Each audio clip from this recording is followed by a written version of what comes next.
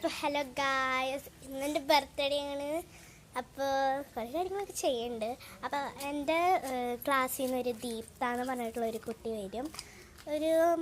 കുറച്ചുകൊണ്ട് വരും. അപ്പം നമ്മളിത് രാവിലെ ഇരുന്നിട്ട് ഞാനും നെഹി ഇരുന്നിട്ട് കഷ്ടപ്പെട്ട് ഉണ്ടാക്കിയിട്ടുള്ളൊരു മാഗ്നറ്റ് പൗഡറാണ്. അതിനാകെ ആവശ്യമുള്ളത് മണ്ണ് ആവശ്യമുണ്ട്. നിങ്ങളുടെ ബാക്ക് യാർഡിലത്തെ മണ്ണുണ്ടല്ലോ, അവിടുത്തെ മണ്ണൊക്കെ എടുത്തിട്ട് പിന്നെ നമുക്ക് മാഗ്നറ്റ് ആവശ്യമുണ്ട്. അപ്പോൾ മാഗ്നറ്റ് എടുത്തിട്ട് മണ്ണിൽ അങ്ങനെ അങ്ങോട്ടും ഇങ്ങോട്ടൊക്കെ വെക്കാം.